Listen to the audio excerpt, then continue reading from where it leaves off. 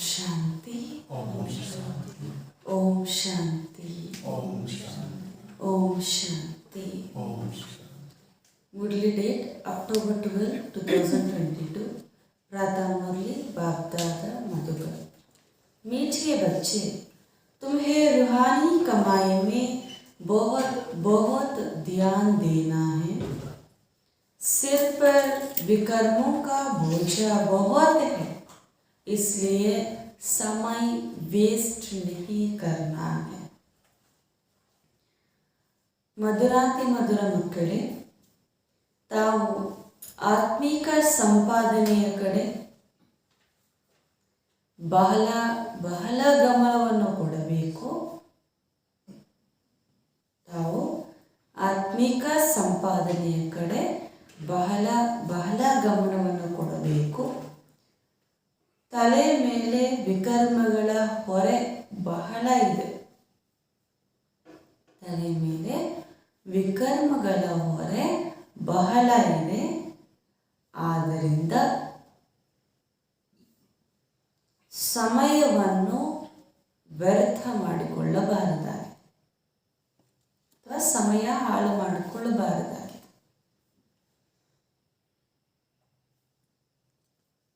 प्रश्न: जिन बच्चों का ध्यान रूहानी कमाई में होगा, उनकी निशानी क्या होगी? ಬಾಬಾ ಪ್ರಶ್ನೆ ಕೇಳುತ್ತಿದ್ದಾರೆ, ಯಾವ ಮಕ್ಕಳಿಗೆ ಆತ್ಮೀಕ ಸಂಪಾದನೆ ಕಡೆ ಗಮನವಿರುತ್ತದೆಯೋ, ಯಾವ ಮಕ್ಕಳಿಗೆ ಆತ್ಮೀಕ ಸಂಪಾದನೆಯ ಕಡೆ ಗಮನವಿರುತ್ತದೆಯೋ ಅವರ ಗುರುತು ಏನು ಅಂತ ಕೇಳ್ತಿದ್ದಾರೆ. ಸಮಯಕ್ಕೆ ತುಂಬ ಮಹತ್ವವನ್ನು ಕೊಡ್ತಾರೆ.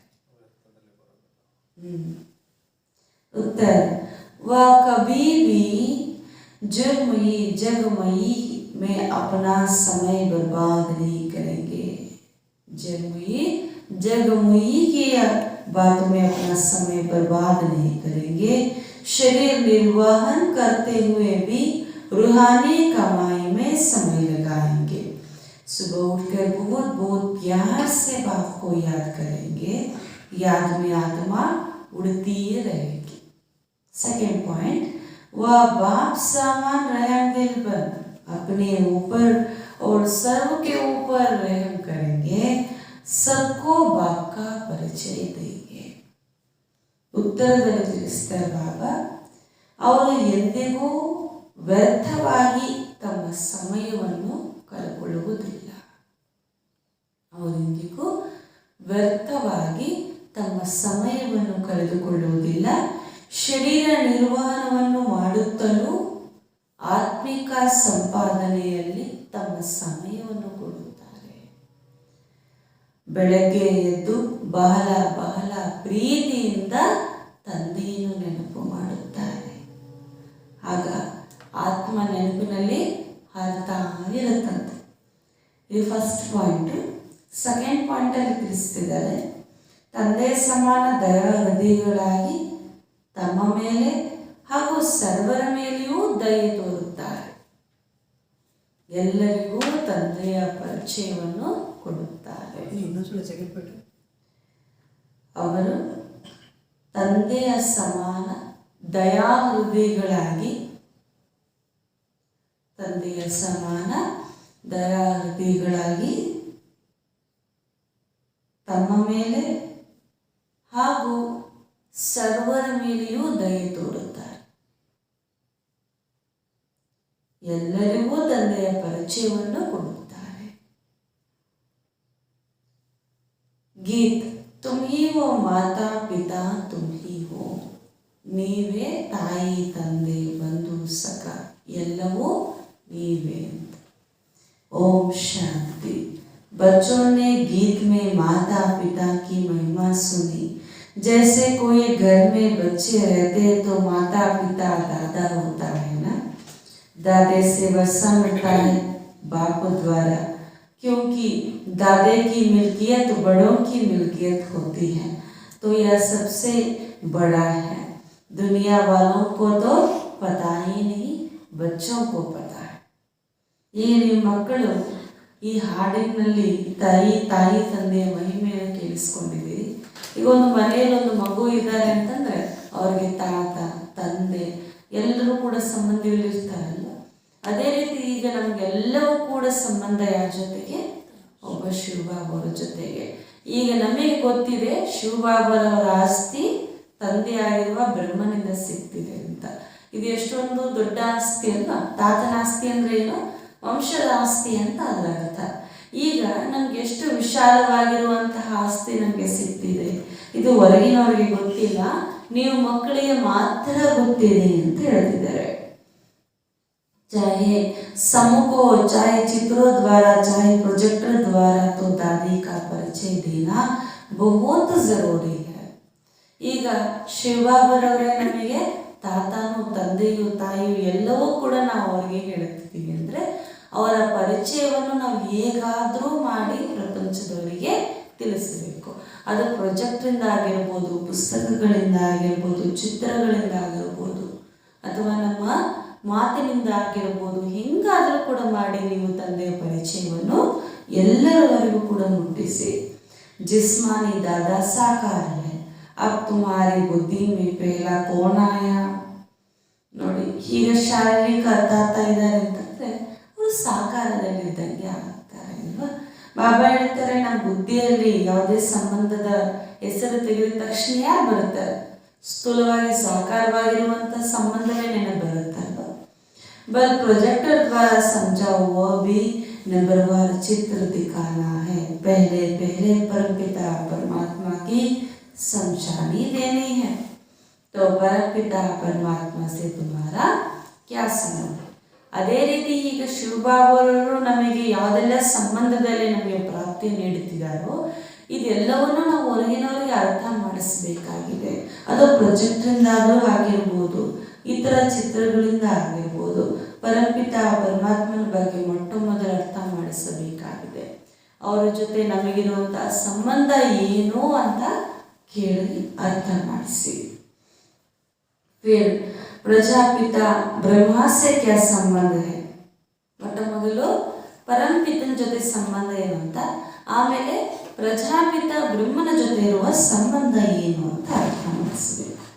तो पहले पहले शिव का चित्र दिखाना चाहिए, फिर है लिखत जो प्रोजेक्टर मना प्रदर्शनी पर समझाते हैं व मैगजीन भी बनाते हैं.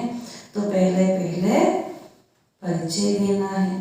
गीता में लिखा हुआ है भगवान वाच, तो पहले भगवान का परिचय देना चाहिए. तुम सबकी बुद्धि चली गई है ऊपर, सबसे ऊंच है परमपिता परमात्मा निराकार शिव बाबा, फिर ब्रह्मा विष्णु शंकर. फिर यहाँ आओ तो जैसे घर में माता पिता और दादा बैठे होते हैं, वह हद का, यह है बेहद का. ಈಗ ಮೊಟ್ಟ ಮೊದಲು ಶಿವನ ಚಿತ್ರವನ್ನು ನೀವು ಲಿಖಿತ ರೂಪದಲ್ಲಾದರೂ ಪ್ರೊಜೆಕ್ಟರ್ನ ಮುಖಾಂತರ ಆದರೂ ನೀವು ಅವರ ಬಗ್ಗೆ ಅರ್ಥ ಮಾಡಿಸಬೇಕು. ಗೀತೆಯಲ್ಲೂ ಕೂಡ ಬರೆಯಲಾಗಿದೆ ಭಗವಾನ್ ವಾಚ ಅಂತ. ಆದರೆ ಮೊಟ್ಟ ಮೊದಲು ಆ ಭಗವಂತನ ಬಗ್ಗೆ ಪರಿಚಯ ಯಾರಿಗೂ ಗೊತ್ತಿಲ್ಲ, ಅದನ್ನು ನೀವು ತಿಳಿಸಬೇಕಾಗಿದೆ. ಇಲ್ಲಿ ಉನ್ನತ ಪರಮಪಿತ ಪರಮಾತ್ಮ ನಿರಾಕಾರ ಶಿವಬಾಬರವರಾಗಿದ್ದಾರೆ, ಅನಂತರ ಬ್ರಹ್ಮ ವಿಷ್ಣು ಶಂಕರರಾಗಿದ್ದಾರೆ. ಇದೆಲ್ಲವೂ ಕೂಡ ಜ್ಞಾನ. ಆದರೆ ನೀವಿಲ್ಲಿಗೆ ಬಂದಾಗ ಮನೆಗೆ ಬಂದರೆ ಹಿಂಗೆಲ್ಲ ಸಂಬಂಧ ಇರುತ್ತದೆಯೋ, ಸಂಬಂಧ ಪ್ರಾಪ್ತಿ ಪಡ್ಕೊಳ್ತೀವೋ, ಅದೇ ರೀತಿ ಇಲ್ಲಿಗೆ ಬಂದಾಗ ಬಾಬಾವರ ಮನೆ ಏನಾಗುತ್ತೆ, ನಮಗೊಂದು ಮನೆಯಾಗಿದೆ. ಬಾಬಾವರ ಮನೆ ಅಂತಾನೆ ತಾನೇ ಹೇಳ್ತೀವಿ. ಇಲ್ಲಿ ತಾಯಿ ತಂದೆ ನಮಗೆ ಕುಳಿತು ತಾತಾಯೇ ಬಂದು ನಮಗೆ ವಿದ್ಯೆಯನ್ನು ಒದಗಿಸುತ್ತಾರೆ ಅಂತ ಹೇಳ್ತಿದ್ದಾರೆ. ಹೊರಗಡೆ ಇರೋದು ಹದ್ದಿನ ಸಂಬಂಧ, ಇದು ಬೇಹದ್ದಿನ ಸಂಬಂಧ. चित्र सहित सारे लिखते होने चाहिए. फर्क भी बताना चाहिए कि अनेक मनुष्य हठयोग सिखाते आए हैं और एक परमात्मा राजयोग सिखाते हैं, जिससे मुक्ति जीवन मुक्ति मिल रही है. यह है ही एक निराकार परमपिता परमात्मा शिव भगवान वाच की बात. जैसे माँ बाप दादा बच्चे की बुद्धि में याद पड़ता है, वो तुम्हारी बुद्धि में भी ऐसा है. यह सिर्फ पारलौकिक है, वह है लौकिक. तुमको निश्चय है कि यह शिव बाबा हमारा बाप है, तो उनको याद करना चाहिए। परंतु बच्चे भूल जाते हैं, टाइम बहुत वेस्ट करते हैं। वेस्ट टाइम नहीं करना चाहिए, क्योंकि विकर्मों का बोझा सिर पर बहुत है। आत्मा में खाद पड़ी हुई है, तो लिखना चाहिए परमपिता परमात्मा कौन है। ಮನುಷ್ಯರು ಎಷ್ಟೊಂದು ಹಠಯೋಗವನ್ನು ಕಲಿಸಿಕೊಡ್ತಾರೆ, ಆದರೆ ಸ್ವಯಂ ಪರಂಪಿತ ಪರಮಾತ್ಮ ಬಂದು ತಿಳಿಸುತ್ತಿರುವಂಥ ಜ್ಞಾನಕ್ಕೂ ಅಥವಾ ಇಲ್ಲಿರುವಂಥ ಪ್ರಾಪ್ತಿಗೂ ಹೊರಗಡೆ ಹಠಯೋಗದಿಂದ ಪ್ರಾಪ್ತಿ ಮಾಡಿಕೊಳ್ಳೋದಕ್ಕೂ ಏನು ವ್ಯತ್ಯಾಸ ಅಂತ ನೀವು ಅರ್ಥ ಮಾಡಿಸ್ಬೇಕು. ಹಿಂಗೆ ಲೌಕಿಕ ತಾಯಿ ತಂದೆ ಮಕ್ಕಳ ಬುದ್ಧಿಯಲ್ಲಿ ಇರ್ತಾರೋ ಅದೇ ರೀತಿ ಈಗ ಒಬ್ಬ ನಿರಾಕಾರ ಪರಂಪಿತ ಪರಮಾತ್ಮನ ಬಗ್ಗೆ ಎಲ್ಲರಿಗೂ ನಾವು ತಿಳಿಸಬೇಕು, ಅವರ ಪರಿಚಯ ಎಲ್ಲರವರೆಗೂ ಕೂಡ ಮುಟ್ಟಬೇಕು ಅಂತ ಹೇಳುತ್ತಿದ್ದಾರೆ. ಹೊರಗಡೆ ಇರೋದು ಲೌಕಿಕ, ಆದರೆ ಇಲ್ಲಿ ಎಲ್ಲವೂ ಕೂಡ ಪಾರಲೌಕಿಕ. ಈ ಸಂಬಂಧ ಎಲ್ಲ ಕೂಡ ಪಾರಲೌಕಿಕ ಸಂಬಂಧ. ಒಬ್ಬ ಶಿವಬಾಬರವರನ್ನು ಕೂಡ ಮೊಟ್ಟ ಮೊದಲು ಅರ್ಥ ಮಾಡಿಕೊಳ್ಬೇಕು, ಆಮೇಲೆ ನಮ್ಮ ತಾಯಿ ತಂದೆ ಬಗ್ಗೆ ಕೂಡ ತಿಳಿಸಬೇಕಾಗಿದೆ. ಹೊರಗಡೆ ಇರುವಂಥ ಸಂಬಂಧವನ್ನು ಇಂದಿಗೂ ಮಕ್ಕಳು ಮರೆಯೋದಿಲ್ಲ. ಅವ್ರ ತಾತನನ್ನು ತಂದೆ ಮರೆತು ಹೋಗ್ತಾರಾ? ಇಲ್ಲ. ಆದರೆ ಇಲ್ಲೇನು ಮಾಡ್ತಾರೆ, ಸಂಬಂಧವನ್ನು ಮರೆತು ಹೋಗ್ಬಿಡ್ತಾರೆ. ಅದಕ್ಕೆ ಮಕ್ಕಳೇ ಟೈಮ್ ವೇಸ್ಟ್ ಮಾಡಬೇಡಿ. ಯಾಕೆ ಮರಿತಿದ್ದೀರ ಅಂದರೆ ವ್ಯರ್ಥದಲ್ಲಿ ಹೋಗ್ತಿದ್ದೀವಿ, ಅದಕ್ಕೋಸ್ಕರ ವ್ಯರ್ಥದಲ್ಲಿ ಹೋಗಬೇಡಿ. ಈಗ ನಿಮ್ಮ ತಲೆ ಮೇಲೆ ಅನೇಕ ಜನ್ಮಗಳ ಬೋಜ ಇದೆ, ಈಗ ಅದನ್ನೆಲ್ಲವನ್ನು ಕೂಡ ಇಳಿಸಿಕೊಳ್ಳಬೇಕು. ಅದಕ್ಕೆ ನೆನಪು ಮಾಡಿ, ಹಾಗೂ ಎಲ್ಲರಿಗೂ ಕೂಡ ತಂದೆಯ ಪರಿಚಯವನ್ನು ತಿಳಿಸಿಕೊಡಿ. ಆತ್ಮದಲ್ಲಿ ತನ್ನ ಮಲಿನ ಇದೆ, ಈಗ ಅದರ ವಿಕರ್ಮವನ್ನು ಎಲ್ಲವನ್ನೂ ಕೂಡ ವಿನಾಶ ಮಾಡಿಕೊಳ್ಳಬೇಕು. परमात्मा के चित्र और कृष्ण के चित्र पर घड़ी घड़ी समझाना चाहिए। स्वर्ग के और नरक के गोले बड़े अच्छे मशहूर है। नरक के गोले पर लिख देना चाहिए कि यह रावण का राज्य है, भ्रष्टाचारी दुनिया है। और स्वर्ग के गोले पर लिखो कि यह शिष्टाचारी दुनिया। तो टाइम लिखना चाहिए, भारत स्वर्ग कितना समय था और नरक कितना समय है। देखो चढ़ती कला उतरती कला का भी चित्र है, क्योंकि उतरती कला में कितना समय लगता है? 5000 वर्ष लगता है। तो फिर चढ़ने के लिए 1 सेकंड करते हैं, जो यहाँ से जंप हो गए हैं। यह मुख्य बातें समझाने की है। फिर विराट रूप, जिसमें ब्राह्मण छोटी ईश्वर संप्रदाय है, ब्राह्मण मुख द्वारा रचा हुआ तुम्हारा ब्राह्मण कुल मशहूर है, सर्वोत्तम है। तो सबको समझाने के लिए यह चित्र बहुत जरूरी है. ಈಗ ಇತರರಿಗೆ ಅರ್ಥ ಮಾಡಿಸಲು ಸೇವಾರ್ಥವಾಗಿ ಬಾಬಾ ಹೇಳುತ್ತಿದ್ದಾರೆ, ಎಲ್ಲರೂ ಕೂಡ ಪರಂಪಿತ ಪರಮಾತ್ಮನ ಪರಿಚಯವನ್ನು ತಿಳಿಸಬೇಕು. ಅದಕ್ಕೆ ವೆರೈಟಿ ಚಿತ್ರವನ್ನು ಮಾಡಿ ಅಂತ ಹೇಳ್ತಿದ್ದಾರೆ. ಈ ಗೋಲ ಚಿತ್ರ ಇದೆಯಲ್ಲ, ಸೃಷ್ಟಿಯ ಚಕ್ರ, ಇದು ನರಕ ಇದ್ದಂಗೆ ಸ್ವರ್ಗ ಇದ್ದಂಗೆ ನರಕವಾಗಿ ತೋರಿಸಿ ಇದರಲ್ಲಿ ಭ್ರಷ್ಟಾಚಾರಿ ಪತಿತ ಪ್ರಪಂಚ ಎಂದು ಬರೆಯಿರಿ. ಮತ್ತು ಸ್ವರ್ಣಿಮ ಸುಖಮಯವಾಗಿರುವಂಥ ರಾಜ್ಯ ಇರುವಂಥ ಗೋಲನ್ನು ತೋರಿಸಿ ಇದು ಶ್ರೇಷ್ಠಾಚಾರಿ ಪ್ರಪಂಚ ಅಂತ ಹೇಳಿ ಅದರ ಕೆಳಗಡೆ ಬರೀರಿ. ಇದು ರಾಮರಾಜ್ಯ, ಇದು ರಾವಣ ರಾಜ್ಯ ಅಂತ ಬರೆದು ಅರ್ಥ ಮಾಡಿಸಿ ಅಂತ ಹೇಳಿದರು. ಮತ್ತು ಪರಂಪಿತ ಪರಮಾತ್ಮನ ಚಿತ್ರವನ್ನಿಟ್ಟು, ಶ್ರೀಕೃಷ್ಣನ ಚಿತ್ರವನ್ನಿಟ್ಟು, ಈ ಎರಡೂ ಚಿತ್ರದ ಬಗ್ಗೆ ಕೂಡ ನೀವು ಅರ್ಥ ಮಾಡಿಸಿ. ಸತ್ಯವಾಗಿರುವಂಥ ಭಗವಂತ ಯಾರು ಅಂತ ಇದರಲ್ಲಿ ಅರ್ಥ ಮಾಡಿಸ್ಬೋದು. ಮತ್ತು ಮೆಟ್ಲು ಹತ್ತೋದು ಇಳಿಯೋದಿದೆಯಲ್ಲ, ಏರುವ ಕಲೆ ಇಳಿಯುವ ಕಲೆ, ಇದೆಲ್ಲ ಕೂಡ ನೀವು ಹೇಳಬಹುದು.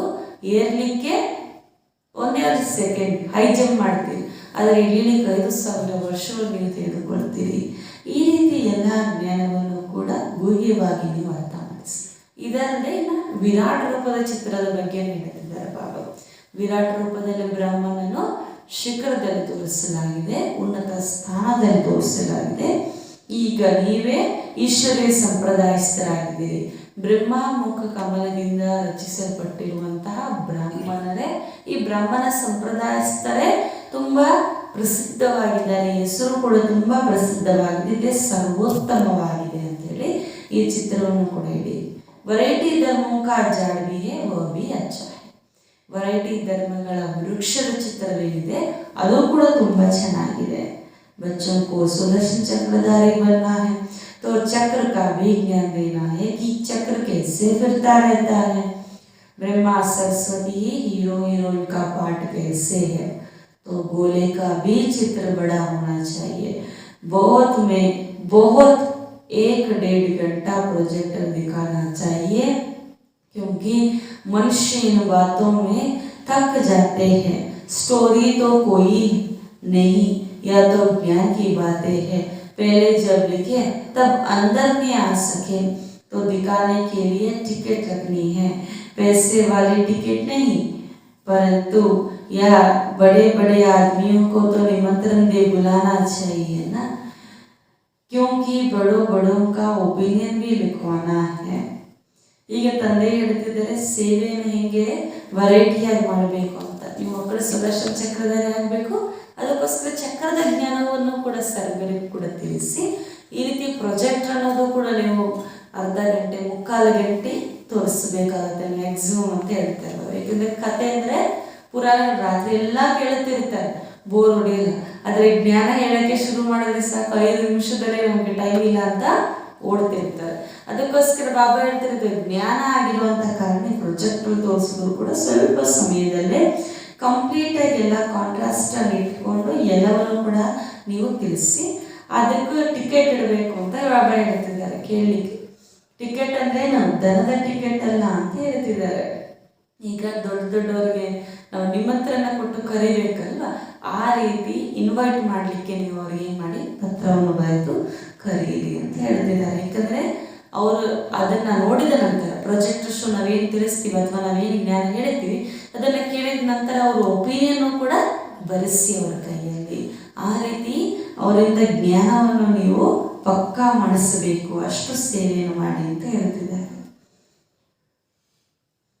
झुंड के झुंड में कैसे लिखाएंगे और कैसे दिखाएंगे, क्योंकि समझाना भी है. इसलिए पहले बड़ी आदमियों को बुला कर लाना है, फिर जनरल कर देना है. प्रदर्शनी में भी ऐसे, तो प्रोजेक्टर में भी ऐसा है. मैगजीन में भी अच्छे अच्छे चित्रों को बनाकर साथ साथ समझाने लिखो, फिर किसी को प्रेजेंट कर देना है. ಈಗ ಟಿಕೆಟ್ ಅಂದರೆ VIP ಟಿಕೆಟ್ಸ್ ಕೊಡ್ತಾರೆ ನೋಡಿ, ಆ ರೀತಿ ಬಾಬಾ ಹೇಳ್ತಾರೆ ಫಸ್ಟ್ ನೀವೇನು ಮಾಡಬೇಕು, ಗುಂಪಾಗಿ ಬಂದ್ಬಿಟ್ರೆ ಏನು ಅರ್ಥ ಮಾಡಿಸ್ತೀರಿ. ಅದಕ್ಕೋಸ್ಕರ ಫಸ್ಟ್ ಯಾರು VIPs ಇರ್ತಾರೋ ಅವರಿಗೆ ಕರೆಸಿ ಫಸ್ಟ್ ಅವ್ರಿಗೆ ಈ ಜ್ಞಾನದಲ್ಲೆಲ್ಲ ಕೂಡ ಅರ್ಥ ಮಾಡಿಸಿ ಅಥವಾ ಶೋ ಎಲ್ಲ ತೋರಿಸಿ ಆಮೇಲೆ ಜನರಲ್ ಆಗಿ ಎಲ್ಲರಿಗೂ ಕೂಡ ಹೇಳಿ ಅಂತ ಹೇಳ್ತಿದ್ದಾರೆ.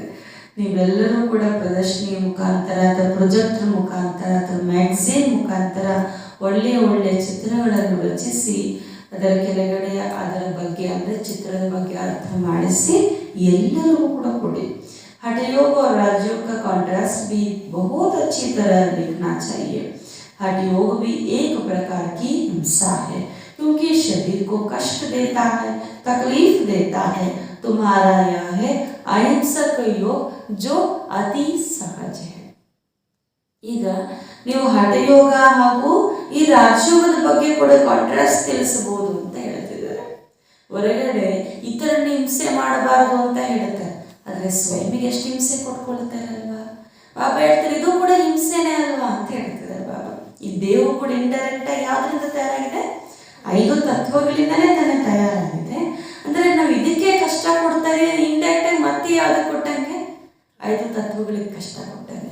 ಅದಕ್ಕೆ ಬಾಬಾ ಹೇಳ್ತಾರೆ ಇದು ಅತಿ ಸಹಜವಾಗಿರುವಂತಹ ಯೋಗ, ಇಲ್ಲಿ ಅಹಿಂಸಕ ಯೋಗ ಅಂತ ಹೇಳ್ತಾರೆ. ಯಾವುದರ ಹಿಂಸೆ ಕೂಡ ಇಲ್ಲಿ ನಾವು ಮಾಡೋದಿಲ್ಲ. ಬಾಬಾ ಹೇಳ್ತಾರೆ ಅದಕ್ಕೆ ಹೊರಗಡೆ ಕುತ್ಕೊಳ್ಬೇಕು ಅಂದ್ರೆ ಕೂಡ ಹಿಂಗೆ ಕುತ್ಕೊಳ್ಬೇಕು ಅಂತ ಒಂದು ರೂಲ್ ಇರುತ್ತೆ. ಆದರೆ ನಾನು ಇಲ್ಲಿ ಯಾವುದಕ್ಕೂ ನಿಮ್ಗೆ ರೆಸ್ಟ್ರಿಕ್ಷನ್ ಹಾಕೋದಿಲ್ಲ, ಕುತ್ಕೊಳ್ಳೋದು ಕೂಡ ನಿಮ್ಗೆ ಇಷ್ಟ, ನೀವು ಸಹಜವಾಗಿ ಫ್ರೀಯಾಗಿ ಹೆಂಗೆ ಕುತ್ಕೊಳ್ತೀರಿ ನೆನಪು ಮಾಡಲಿಕ್ಕೆ ಹಂಗೆ ಕುತ್ಕೊಳ್ಳಿ ಅಂತ ಬಾಬಾ ಹೇಳ್ತಾರೆ. ಅಂದರೆ ಯಾವುದೂ ಕೂಡ ನಾನು ನಿಮಗೆ ಕಷ್ಟನೇ ಕೊಡಲ್ಲ, ಇದು ಅತೀ ಸಹಜವಾಗಿರುವಂಥ ಅಹಿಂಸಕ ಯೋಗ ಅಂತ ಹೇಳ್ತಿದ್ದಾರೆ. ಚಲ್ತೆ ಫಿರ್ತೆ ಬಾಪ್ಕೋ ಯಾದ್ ಕರ್ನ, ಇಲ್ಲಿ ನಡೀತಾ ತಿರುಗಾಡ್ತಾನೆ ನೀವು ತಂದೆಯನ್ನು ನೆನಪು ಮಾಡುವುದಾಗಿದೆ. हिंसक और अहिंसक को भी सिद्ध करना है. यहाँ तो शरीर की तंदुरुस्ती के लिए क्रिया करते हैं, वह तो कोई फिर परमात्मा से मिलते नहीं है। हठ योग को भी योग कर देते हैं, योगाश्रम है ना। यह है फिर सहज राजयोग, ईश्वर का सिखाया हुआ योग। तो यह बहुत अच्छी तरह से समझना चाहिए। जिनका बुद्धि योग सारा दिन जगमुई में होगा, वह क्या समझा सकेंगे। जिसकी बुद्धि में होगा कि सर्विस करनी है, वह करेंगे। 8 घंटा धंधा किया, फिर यह कमाई करनी चाहिए। वह है जिस्मानी कमाई, यह है रूहानी कमाई। तो यह कमाई में बहुत ध्यान देना चाहिए, योग में बहुत प्रैक्टिस करनी चाहिए। सुबह उठ बाप को बड़े प्यार से याद करना चाहिए। जिनको बाप 1-2 नंबर में रखते हैं, वह भी याद नहीं करते। भाषण बहुत अच्छा कर लेते हैं, परंतु योग में नहीं रहते हैं। आत्मा तो याद में ही उड़ती है, ज्ञान में तो नहीं उड़ती है। ध्यान में भी याद से ही जाते हैं, ज्ञान में भी याद से ही जाते हैं। ज्ञान की तो जिसमें कोई बात है नहीं, ध्यान तो 1 पाई पैसे की बात हो जाती है। कईयों को तो फट से श्री कृष्ण का साक्षात्कार हो जाता है। कई बच्चे लिखती भी हैं कि बाबा हमने आपको पहचाना।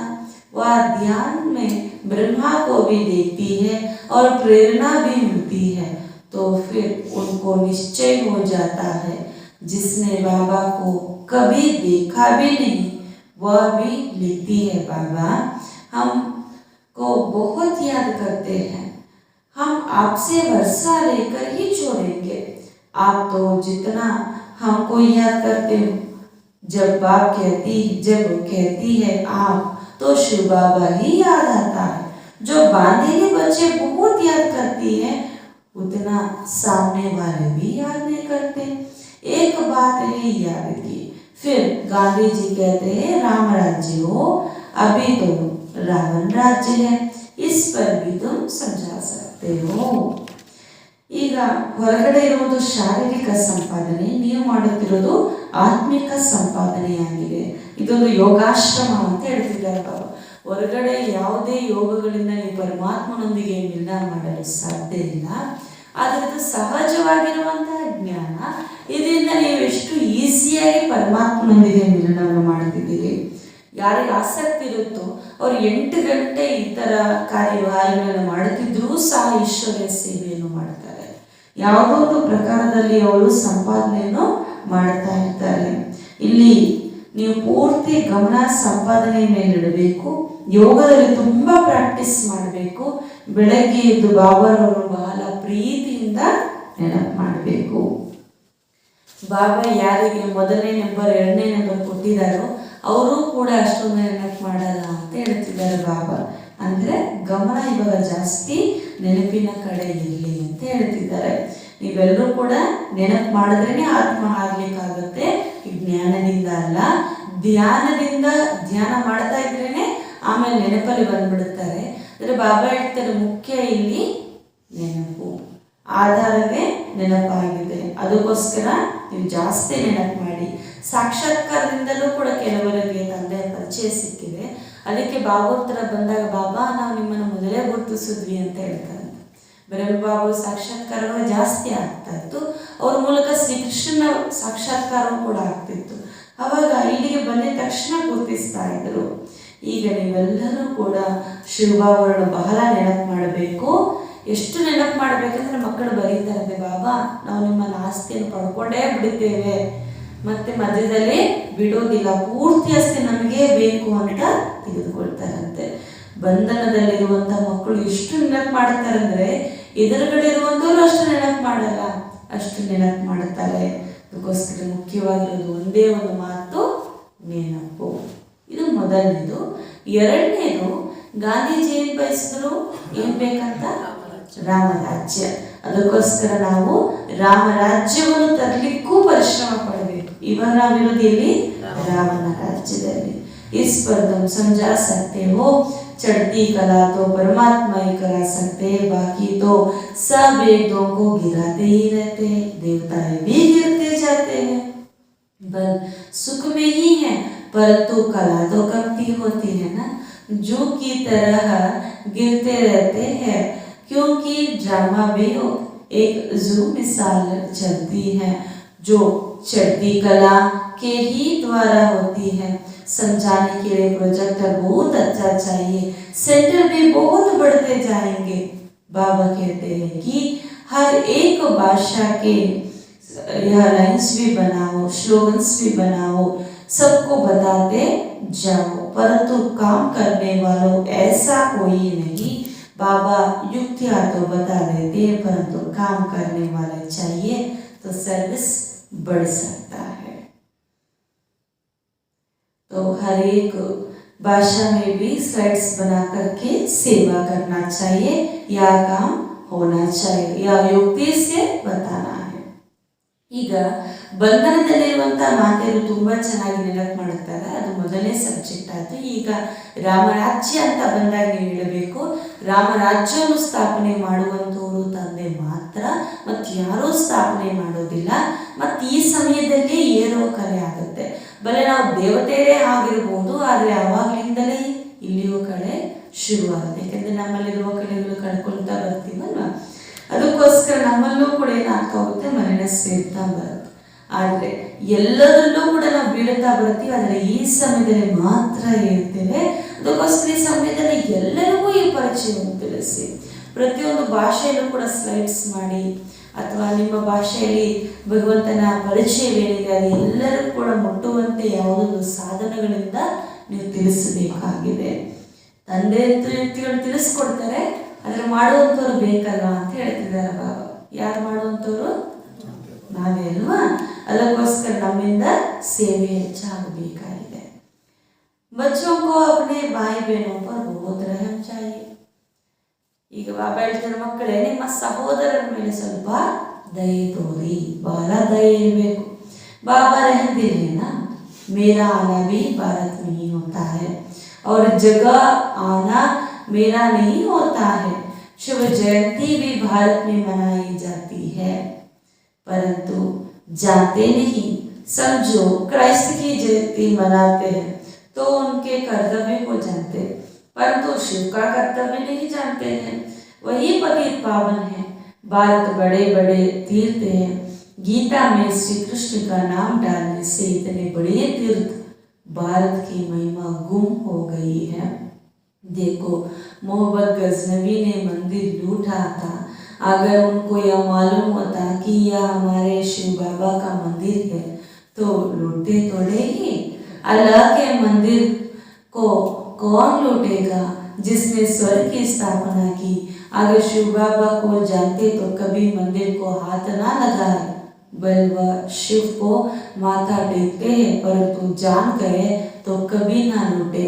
सिर्फ गीता में श्री कृष्ण का नाम डालने से सब कुछ हुआ. गीता खंडन होने से देखो क्या हाल हो गया. अगर शिव का नाम होता तो वही गति सदगति दाता है. यह एक ही महिमा है. अगर वह ना आता तो पावन कैसे बनते, भारत को कैसा स्वर्ग बना सकते हैं. यह गुप्त बात है. ಭಾರತದಲ್ಲೇ ನಾನು ಅವತರಣೆ ಆಗ್ತೇನೆ, ಇದು ನನ್ನ ಜನ್ಮಸ್ಥಾನವಾಗಿದೆ ಅಂತ ಹೇಳ್ತೇವೆ. ಮತ್ತು ಯಾವುದರ ಜಾಗದಲ್ಲೂ ಕೂಡ ಅಥವಾ ಸ್ಥಾನದಲ್ಲೂ ಕೂಡ ನಾನು ಅವತರಿಸುವುದಿಲ್ಲ. ಅದಕ್ಕೆ ಶಿವ ಜಯಂತಿ ಅನ್ನೋದು ಕೂಡ ಎಲ್ಲ ಆಚರಿಸ್ತಾರೆ, ಭಾರತದಲ್ಲಿ ಆಚರಿಸ್ತಾರೆ. ಹೊರಗಡೆ ಇವಾಗ ಕ್ರೈಸ್ತ ಜಯಂತಿ ಅಂತ ಮಾಡ್ತಾರೆ ಅಂತಂದರೆ ಕ್ರೈಸ್ತನ ಬಗ್ಗೆ ಗೊತ್ತಿದೆ ಅವ್ರು ಬಂದು ಏನು ಮಾಡಿದ್ರು ಅಂತ. ಶಿವ ಜಯಂತಿಯನ್ನು ಮಾಡ್ತಾರೆ, ಆದರೆ ಶಿವ ಏನು ಮಾಡಿದ್ರು ಅಂತ ಗೊತ್ತಿಲ್ಲ. ಯಾವುದೇ ದೇವತೆಯರ ಮಹಿಮೆಯನ್ನು ಮಾಡುವಾಗ ಅವರ ಗುಣ ಲಕ್ಷಣವನ್ನು ಮಹಿಮೆ ಮಾಡುತ್ತೇವೆ ಹೊರತು ಅವ್ರ ಕರ್ತವ್ಯದ ಬಗ್ಗೆ ನಾವು ಜಾಸ್ತಿ ಮಹಿಮೆ ಮಾಡುವುದಿಲ್ಲ, ಏಕೆಂದರೆ ನಮಗೆ ಗೊತ್ತಿಲ್ಲ ಅಂತ ಹೇಳ್ತಿದ್ದಾರೆ. ಶಿವನ ಕರ್ತವ್ಯ ಒಂದು ವೇಳೆ ಗೊತ್ತಿದ್ರೆ ನಿಮ್ಮದು ಎಷ್ಟೊಂದು ಒಳ್ಳೆ ಗತಿ ಆಗ್ತಿತ್ತು. ಅವರೇ ಪತಿತ ಪಾವನಾಗಿದ್ದಾರೆ. ಇದೇ ಭಾರತ ಶ್ರೇಷ್ಠ ಶ್ರೇಷ್ಠ ತೀರ್ಥವಾಗಿದೆ. ಗೀತೆಯಲ್ಲೂ ಕೂಡ ಕೃಷ್ಣನ ಹೆಸರು ಬರೀತಾರೆ, ಆದರೆ ಭಾರತದಲ್ಲಿ ಅವರ ಮಹಿಮೆಯನ್ನೇ ಮಾಯ ಮಾಡಿಬಿಟ್ಟಿದ್ದಾರೆ. ಮೊಹಮ್ಮದ್ ಗಜ್ನವಿ ಸೋಮನಾಥ್ ಮಂದಿರ, ಅದು ಶಿವನ ಮಂದಿರವಿದ್ದು ಅದನ್ನು ಅಷ್ಟು ಬಾರಿ ಲೂಟಿ ಮಾಡ್ಕೊಂಡು ಹೋಗುತ್ತಲ್ಲ, ಅವರಿಗೆ ನಿಜವಾಗ್ಲೂ ಕೂಡ ಇದು ನಮ್ಮ ತಂದೆಯ ಮಂದಿರ ಅಥವಾ ಅಲ್ಲಾಹಿನ ಮಂದಿರ ಇದು ಅಂತ ಗೊತ್ತಿದ್ರೆ ಮುಟ್ಲಿಕ್ಕಾದ ಅವ್ರ ಕೈಯಲ್ಲಿ ಆಗ್ತಿತ್ತ ಅಂತ ಕೇಳ್ತೀವಿ. ಇಲ್ಲ ಅಲ್ವಾ? ಅವ್ರು ಮುಟ್ತಾನೂ ಕೂಡ ಇರಲಿಲ್ಲ. ಆದರೆ ಯಾಕೆ ಮುಟ್ಟಿದ್ದಾರೆ ಅಂತಂದ್ರೆ ಗೀತೆಯ ಭಗವಂತ ಕೃಷ್ಣ ಅಂತ ಹೇಳ್ಬಿಟ್ರಲ್ಲ, ಇದೊಂದು ಧರ್ಮಕ್ಕೆ ಸಂಬಂಧಪಟ್ಟಂಗಾಯ್ತು, ಆದ್ರಿಂದ ಲೂಟಿ ಮಾಡಿಕೊಂಡು ಹೋದ್ರು ಅಂತ ಹೇಳ್ತಿದ್ದಾರೆ. ಅದೇ ಗೀತೆಯಲ್ಲಿ ಶಿವನ ಹೆಸರು ಬರೆದಿದ್ರೆ ಸದ್ಗತಿ ಆಗ್ತಿತ್ತು ಅಂತ ಹೇಳ್ತಿದ್ದಾರೆ. ಆದರೆ ಹೆಸರು ಬದಲಾಯಿಸಿರುವಂತ ಕಾರಣ ಗೀತೆಯೇ ಖಂಡನ ಆಗೋಯ್ತು. ಅದರಿಂದ ಪರಿಸ್ಥಿತಿ ಏನಾಯ್ತು ನೋಡಿ ಅಂತ ಹೇಳ್ತಿದ್ದಾರೆ. ಈಗ ನೀವು ತಿಳ್ಕೊಂಡಿದ್ದೀರಿ, ಪುನಃ ಭಾರತವನ್ನು ಸದ್ಗತಿಯಲ್ಲಿ ತರಬೇಕಾಗಿದೆ, ಪಾವನ ಮಾಡಬೇಕಾಗಿದೆ. ಅದಕ್ಕೋಸ್ಕರ ಎಲ್ಲರೂ ಕೂಡ ಈ ಪರಿಚಯವನ್ನು ತಿಳಿಸಿ. ತಂದೆಯೇ ಬಂದಿಲ್ಲ ಅಂತಂದ್ರೆ ಪಾವನನ್ನಾಗಿ ಹೇಗ್ ಮಾಡ್ತಾರೆ, ಭಾರತವನ್ನು ಪಾವನ ಹೇಗ್ ಮಾಡ್ತಾರೆ, ಅದಕ್ಕೋಸ್ಕರ ಇದೆಲ್ಲ ಗುಪ್ತ ಮಾತುಗಳಾಗಿವೆ. जानते हो हम दुर्गति में थे अब यहाँ बैठे हैं परंतु जा रहे हैं. ಈಗ ನಾವೆಲ್ಲರೂ ಕೂಡ ದುರ್ಗತಿಯಲ್ಲಿದ್ದೇವೆ, ಆದ್ರೆ ನಾವು ಎಲ್ಲಿಗೆ ಹೋಗ್ತೇವೆ, ಸದ್ಗತಿಗೆ ಹೋಗ್ತೇವೆ ಅಂತ ಹೇಳ್ತಿದ್ದಾರೆ. ಬಲೆ ಈಗ ನರಕದಲ್ಲಿ ಕುಳಿತಿದ್ದೇವೆ ಸ್ವಲ್ಪ ಸಮಯಕ್ಕಾಗಿ, ಆಮೇಲೆ ನಾವು ಸದ್ಗತಿಯಲ್ಲೇ ಹೋಗ್ತೇವೆ. हमसो का अर्थ भी बाबा ने समझाया, हमसो देवता, हमसो क्षत्रिय. तो सभी को यह रास्ता बताना है. बच्चों को बहुत खुशी होनी चाहिए कि हम अपने लिए राजधानी स्थापना कर रहे हैं. तो औरों को भी रास्ता दिखाकर प्रजा बनानी चाहिए. बड़ी मेहनत करनी चाहिए. है बहुत सहज बात है, सिर्फ बाप और वर्षे को याद करो, स्वर्ग को याद करो, यह तो नरक है. हम सो का अर्थ भी बाबा ने समझाया है. हम सो देवता, हम सो क्षत्रिय. और कोई तो इन बातों को समझते नहीं, तो विराट रूप में भी यह समझाना है कि हम सो देवता बनते हैं. अभी हम स्वर्ग में गए कि गए. बहुत लोग पूछते हैं कितनी देरी है. बाबा कहते हैं, क्या कहे होंगे बाबा? ನೋಡಿ, ಬಾಬಾ ಹೇಳ್ತಿದ್ದಾರೆ, ನೀವೆಲ್ಲರೂ ಕೂಡ ಈಗ ದುರ್ಗತಿಯಲ್ಲಿ ಇದ್ದೀರಿ, ಆಮೇಲೆ ಸದ್ಗತಿಗೆ ಹೋಗ್ತೀರಿ. ಅದಕ್ಕೆ ನಿಮ್ಗೆ ಎಷ್ಟು ಖುಷಿ ಇರಬೇಕು. ನಾವು ಮತ್ತೆ ನಮ್ಮ ರಾಜಧಾನಿಗೆ ಹೋಗ್ತಿದ್ದೀವಿ, ನಮ್ಮ ಸ್ವರಾಜ್ಯದಲ್ಲಿ ನಾವು ಹೋಗಿ ಮಾಲೀಕರಾಗಿರ್ತೀವಿ ಅಂತ. ಅತ್ತೆ ಮನೆಯಿಂದ ಅಮ್ಮ ಮನೆಗೆ ಹೋದಾಗ ಹೆಂಗಿರುತ್ತೆ, ನಮ್ಮ ರಾಜ್ಯಕ್ಕೆ ನಾವು ಬಂದ್ವಿ ಅಂತ ಅನ್ಸುತ್ತಲ್ವ. ಅಂದ್ರೆ ಬಾಬಾ ಹೇಳ್ತಿದ್ದಾರೆ, ಪುನಃ ಪೂರ್ತಿಯಾಗಿ ನಮ್ಮ ರಾಜ್ಯ, ಒಂದೇ ರಾಜ್ಯ ಸೃಷ್ಟಿಯಲ್ಲಿ ಸುಖಮಯ ರಾಜ್ಯ, ಅದಕ್ಕೆ ನಾವು ಮಾಲೀಕರಾಗಿರ್ತೀವಿ ಅಂದ್ರೆ ಎಷ್ಟು ಖುಷಿಯಾಗಿರುತ್ತಲ್ವಾ. ಅದಕ್ಕೆ ಹಂಸೋಯಿನ ಅರ್ಥವನ್ನು ತಿಳಿಸಿ. ವಿರಾಟ ರೂಪದಲ್ಲಿ ತೋರಿಸುವಾಗಲೂ ಕೂಡ ಎಲ್ಲ ರೂಪವನ್ನು ನೀವು ತೋರಿಸ್ತೀರಿ, ಅದರಲ್ಲಿ ಇದು ನಾವೇ ಎನ್ನುವಂಥದ್ದೇನಿದೆ ಅದನ್ನು ಎಲ್ಲರೂ ಕೂಡ ಅರ್ಥ ಮಾಡಿಸಿ ಅಂತ ಹೇಳ್ತಿದ್ದಾರೆ. ಎಷ್ಟೆಷ್ಟು ಸ್ಥಾಪನೆಗಳು ಕೂಡ ಆಗ್ತಾ ಇರುತ್ತೆ ಇಲ್ಲಿ, ಅದರ ಸತ್ಯ ಪರಿಚಯ ಯಾರು ಕೂಡ ಗೊತ್ತಿಲ್ಲ ಅಂತ ಹೇಳ್ತಿದ್ದಾರೆ. ಈಗ ಸ್ವರ್ಗ ಸ್ಥಾಪನೆ ಆಗಲೇಬೇಕಲ್ಲ. ಸ್ವರ್ಗ ಸ್ಥಾಪನೆ ಆಗ್ಬೇಕಂದ್ರೆ ಈ ಕಲಿಯುಗ ಪ್ರಪಂಚ ಏನಾಗಬೇಕು, ವಿನಾಶ ಆಗಬೇಕು.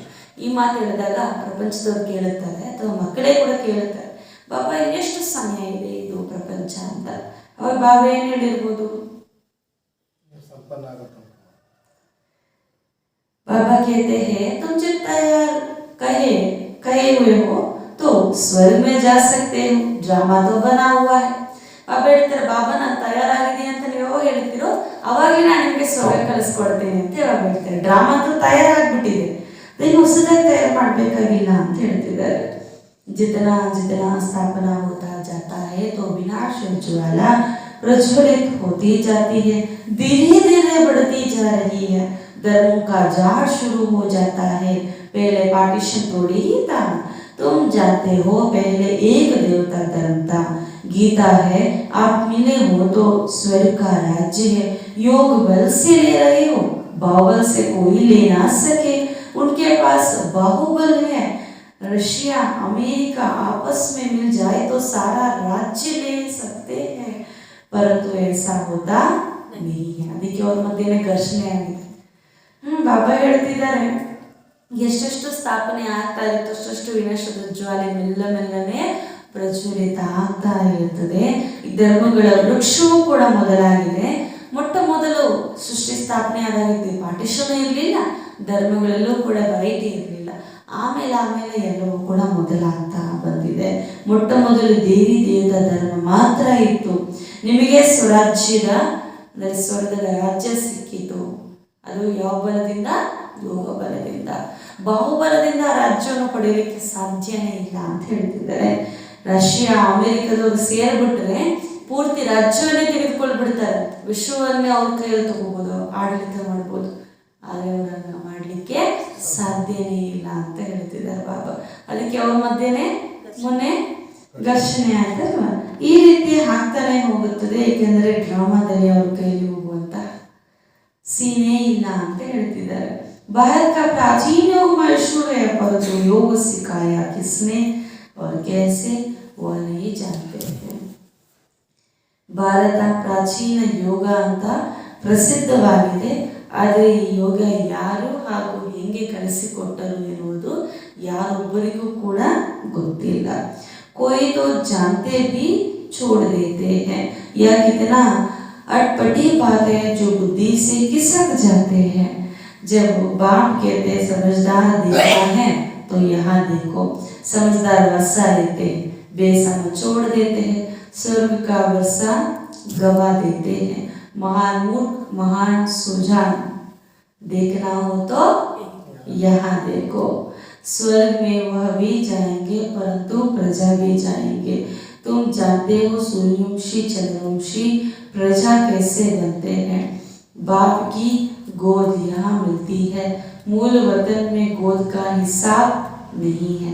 बच्चा जब पैदा होता तो गुरु की गोद में देते हैं. समझते हैं गुरु की गोद में नहीं गया तो दुर्गति को पाएगा. छोटे बच्चे को भी गुरु करा देते हैं. गुरु बिगड़ गति नहीं है, यह गुरु ने समझाया. पता नहीं कब शरीर छूट जाए. वहाँ तो जन्म ले फिर गुरु के पास जाते हैं.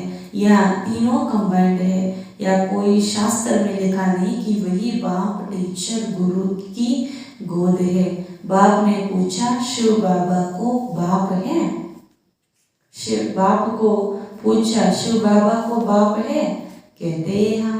अच्छा, शिव बाबा को टीचर है, गुरु है? नहीं, सिर्फ माँ बाप मिलते हैं. या गुह्य हिसाब बच्चे अभी बाप से सुन रहे हैं. बच्चे बाप पर बलिहार जाते हैं. लौकिक में बच्चे बाप पर बलिहार नहीं जाते, बाप जाते हैं. तो यहाँ समझने की बात है. बरोबर बाप परमपिता परमात्मा बाप टीचर सद्गुरु उनसे वर्षा मिलता है. ಈಗ ನೀವು ನಿಶ್ಚಯ ಮಾಡಿಕೊಂಡಿದ್ದೀರಿ ಈ ಡ್ರಾಮಾದಲ್ಲಿ ಯೋಗ ಬಲದಿಂದ ನಾನು ಪುನಃ ನಮ್ಮ ರಾಜ್ಯವನ್ನು ಪಡಿತೀನಿ ಅಂತ. ಇಲ್ಲಿ ಬುದ್ಧಿವಂತರಿಗಿಂತ ಬುದ್ಧಿವಂತರನ್ನು ನೋಡ್ಬೋದು, ಬುದ್ಧಿಹೀನರಿಗಿಂತ ಬುದ್ಧಿಹೀನರನ್ನು ನೋಡ್ಬೋದು ಅಂತ ಬಾಬಾ ಹೇಳ್ತಾರೆ. ಈ ನೆನಪು ಎಷ್ಟು ಸೂಕ್ಷ್ಮ ನೋಡಿ, ಎಷ್ಟು ಈಸಿಯಾಗಿ ಜಾರಿ ಹೋಗ್ಬಿಡುತ್ತೆ ಅಂತ ಹೇಳ್ತಿದ್ದಾರೆ ಬಾಬಾ. ಯಾರು ಆದರೂ ಕೂಡ ನೆನಪಿನಲ್ಲಿದ್ದು ರಾಜ್ಯವನ್ನು ಪಡೀತಾರೋ, ತಂದೆಯ ನೆನಪಿನಲ್ಲಿ ರಾಜ್ಯವನ್ನು ಪಡೀತಾರೋ ಅವರಿಗೆ ತುಂಬ ಬುದ್ಧಿವಂತರು. ಯಾರು ತಂದೆಯ ಕೈಯನ್ನು ಬಿಟ್ಟು ಹೋಗ್ತಾರೋ, ನೆನಪೇ ಮಾಡುವುದಿಲ್ಲ, ಅವರೇ ಬುದ್ಧಿಹೀನರಾಗಿದ್ದಾರೆ ಅಂತ ಹೇಳ್ತಿದ್ದಾರೆ. ಸ್ವರ್ಗದಲ್ಲಿ ನೀವೇ ಹೋಗ್ತೀರಿ, ಕೇವಲ ಪ್ರಜೆಗಳೇ ಅಲ್ಲ, ಸೂರ್ಯವಂಶಿ ಚಂದ್ರವಂಶಿ ಪ್ರಜೆಗಳು ಹೆಂಗಾಗ್ತಾರೆ ಈಗ ನಿಮ್ಮಿಂದನೇ ಅಲ್ಲ. ಶಿವಬಾಬರ ಮಡಿಲು ಈ ಸಮಯದಲ್ಲಿ ಮಾತ್ರ ನಮಗೆ ಸಿಗುತ್ತೆ. ಮತ್ತೆ ಎಂದಿಗೂ ಕೂಡ ಶಿವಬಾಬರ ಮಡಿಲು ನಮಗೆ ಸಿಗಲಿಕ್ಕೆ ಸಾಧ್ಯ ಇಲ್ಲ ಅಂತ ಹೇಳ್ತಾರೆ. ಮೂಲ ವತನದಲ್ಲೂ ಅವರ ಮಡಿಲು ನಮಗೆ ಸಿಗಲಿಕ್ಕೆ ಸಾಧ್ಯ ಇಲ್ಲ. ಈಗ ಮಕ್ಕಳು ಹುಟ್ಟಿದ ತಕ್ಷಣ ಗುರುವಿನ ಮನೆಯಲ್ಲಿ ಕೊಡ್ತಾರೆ ಅಂತ ಹೇಳ್ತಾರೆ. ಯಾಕೆಂದರೆ ಗುರು ಇಲ್ಲದೆ ಸದ್ಗತಿನೇ ಇಲ್ಲ ಅಂತ.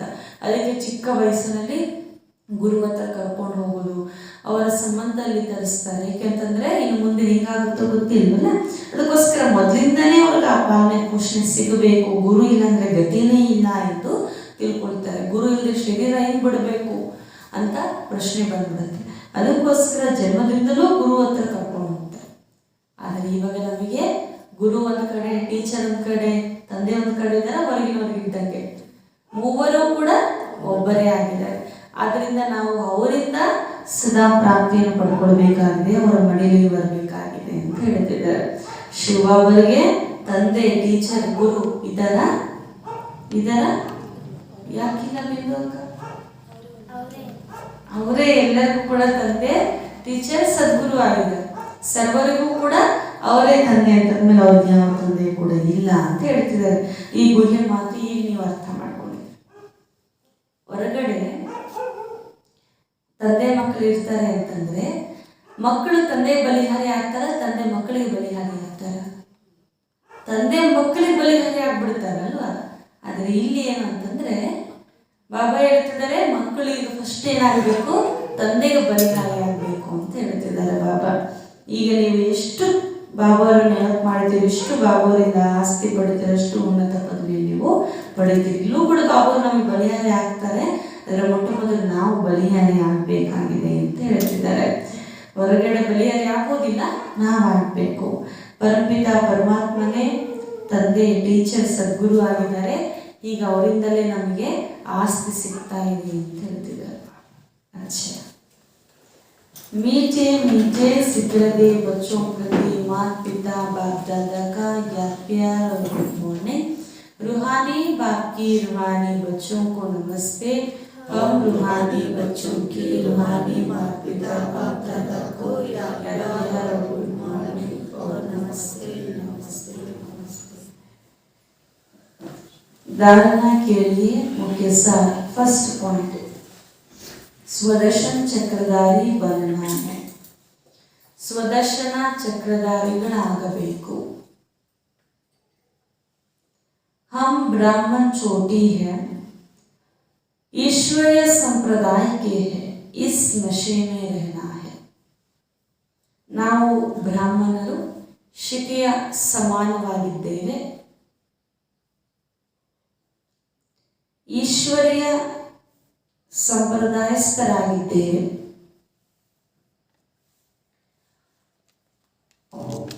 ಇದೇ ನಶೆಯಲ್ಲಿರಬೇಕಾಗಿದೆ. ಈಶ್ವರೀಯ ಸಂಪ್ರದಾಯಸ್ಥರಾಗಿದ್ದೇವೆ, ಇದೇ ನಶೆಯಲ್ಲಿರಬೇಕಾಗಿದೆ. सेकंड पॉइंट, अपना समय बाप की याद में सफल करना है। ತಮ್ಮ ಸಮಯವನ್ನು ತಂದೆಯ ನೆನಪಿನಲ್ಲಿ ಸಫಲ ಮಾಡಿಕೊಳ್ಳಬೇಕು. ತಮ್ಮ ಸಮಯವನ್ನು ತಂದೆಯ ನೆನಪಿನಲ್ಲಿ ಸಫಲ ಮಾಡಿಕೊಳ್ಳಬೇಕು. रूहानी सर्विस में बिजी रहना है. ಆತ್ಮಿಕ ಸೇವೆಯಲ್ಲಿ ಬ್ಯುಸಿಯಾಗಿರಬೇಕು.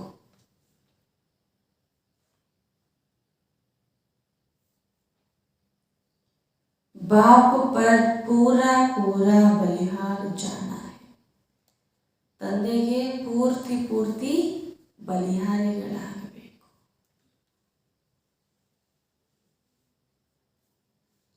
वरदान, एक रस स्थिति के आसन पर, एक रस स्थिति के आसन पर मन बुद्धि को बिठाने वाले, मन बुद्धि को बिठाने वाले सच्चे तपस्वी भव. ಏಕರಸ ಸ್ಥಿತಿಯ ಆಸನದಲ್ಲಿ, ಏಕರಸ ಸ್ಥಿತಿಯ ಆಸನದಲ್ಲಿ ಮನಸ್ಸು ಬುದ್ಧಿಯನ್ನು ಕೂರಿಸುವ, ಮನಸ್ಸು ಬುದ್ಧಿಯನ್ನು ಕೂರಿಸುವ ಸತ್ಯ ತಪಸ್ವಿ ಭವ. सत्य तपस्वी भव. स्पष्टीकरण, तपस्वी सदा आसनधारी होते हैं, वे कोई ना कोई आसन पर बैठकर तपस्या करते हैं. आप तपस्वी बच्चों का आसन है एक रस स्थिति, फरिश्ता स्थिति. इन्हीं श्रेष्ठ स्थितियों के आसन पर स्थित होकर तपस्या कर.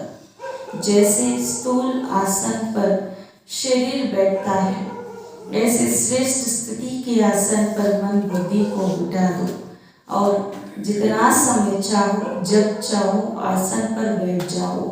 इस समय श्रेष्ठ स्थिति के आसन पर बैठने वालों को भविष्य में राज्य का सिंहासन प्राप्त होता है. ತಪಸ್ವಿಗಳು ಅಂದ್ರೇನೆ ಸದಾ ಆಸನಧಾರಿಗಳಾಗಿದ್ದಾರೆ. ಅವರು ಯಾವುದೋ ಒಂದು ಆಸನದ ಮೇಲೆ ಕುಳಿತಿರ್ತಾರೆ. ತಾವು ತಪಸ್ವಿ ಮಕ್ಕಳ ಆಸನವಾಗಿದೆ ಏಕರಸ ಸ್ಥಿತಿ, ಫರಿಷ್ಠ ಸ್ಥಿತಿಯಾಗಿದೆ. ಇದೇ ಶ್ರೇಷ್ಠ ಸ್ಥಿತಿ ಆಸನದಲ್ಲಿ ಸ್ಥಿತರಾಗಿದ್ದರೆ ನಿಮ್ಮನ್ನು ತಪಸ್ವಿಗಳೆಂದು ಹೇಳಲಾಗುತ್ತೆ. ಅದಕ್ಕೆ ಸ್ಥೂಲವಾಗಿರುವಂಥ ಆಸನದಲ್ಲಿ ಕುಳಿತುಕೊಂಡವರೇ ಅಲ್ಲ, ಅದೇ ರೀತಿ ಶ್ರೇಷ್ಠ ಸ್ಥಿತಿ ಆಸನ ಆಗಿರುವ ಮನಸ್ಸು ಬುದ್ಧಿಯನ್ನು ಕೂಡ ಸ್ಥಿರ ಮಾಡಿ ನೀವು ಎಷ್ಟು ಸಮಯವೆಂದರೆ ಅಷ್ಟು ಸಮಯ ಈ ಆಸನದ ಮೇಲೆ ಕುಳಿತು ನೀವು ತಪಸ್ಸು ಮಾಡಬೇಕು. ಈ ಸಮಯ ಶ್ರೇಷ್ಠ ಸ್ಥಿತಿ ಆಸನದ ಮೇಲೆ ಕುಳಿತಿರುವಂಥವರೇ ಭವಿಷ್ಯ ರಾಜ್ಯ ಸಿಂಹಾಸನವನ್ನು ಪ್ರಾಪ್ತಿ ಮಾಡಿಕೊಳ್ತಾರೆ. ಇವಾಗಿನ ಆಸನ ಏನು? ಏಕಸ್ಥಿತಿ ಪರಿಷ್ಠಿತಿ ಅಂತ ಹೇಳ್ತಾರೆ. स्लोगन, दूसरों के विचारों को अपना विचारों से मिलकर, दूसरों के विचारों को अपने विचारों से मिलकर सर्व को सम्मान देना ही माननीय बनने का साधन है. ಇತರರ ವಿಚಾರಗಳನ್ನು ಸ್ವಯಂನ ವಿಚಾರದೊಂದಿಗೆ ಸೇರಿಸಿ ಸರ್ವರಿಗೂ ಸಮ್ಮಾನವನ್ನು ಕೊಡುವಂಥವರೇ, ಗೌರವವನ್ನು ಕೊಡುವಂಥವರೇ ಮಾನನೀಯ ಆಗುವುದರ ಸಾಧನವಾಗಿದೆ. ಇತರರ ವಿಚಾರಗಳನ್ನು ಸ್ವಯಂನ ವಿಚಾರದೊಂದಿಗೆ ಸೇರಿಸಿ ಸರ್ವರಿಗೂ ಸಮ್ಮಾನವನ್ನು ಕೊಡುವುದೇ ಮಾನನೀಯ ಆಗುವುದರ ಸಾಧನವಾಗಿದೆ ಅಂತ. ಸರ್ವರಿಗೂ ಗೌರವವನ್ನು ಕೊಡುವಂಥವರೇ ಅಂದರೆ ಸಮ್ಮಾನವನ್ನು ಕೊಡುವುದೇ ಮಾನನೀಯ ಆಗುವ ಸಾಧನವಾಗಿದೆ. ಓಂ ಶಾಂತಿ. ಬಾಬಾ ಇವತ್ತು ಹೇಳ್ತಿದ್ರು, ಹೊರಗಡೆ ನೀವೆಷ್ಟೇ ಸ್ಥೂಲವಾಗಿರುವಂತಹ ಸಂಪಾದನೆ ಮಾಡಿದ್ರೂ ಸಹ, ವ್ಯಾಪಾರ ವ್ಯವಹಾರಗಳಲ್ಲಿ ಮುಳುಗಿದ್ರೂ ಸಹ ಒಬ್ಬ ತಂದೆ ನೆನಪು ಮಾಡಿ, ಈಗ ಸಮಯವನ್ನು ವ್ಯರ್ಥ ಮಾಡಿಕೊಳ್ಳಬೇಡಿ. ಶಿರಸ್ಸಿನ ಮೇಲೆ ಪಾಪಗಳ ಬೋಜ ಇದೆ, ಅದರಿಂದ ತುಂಬ ಎಚ್ಚರ ವಹಿಸಿ ತಂದೆ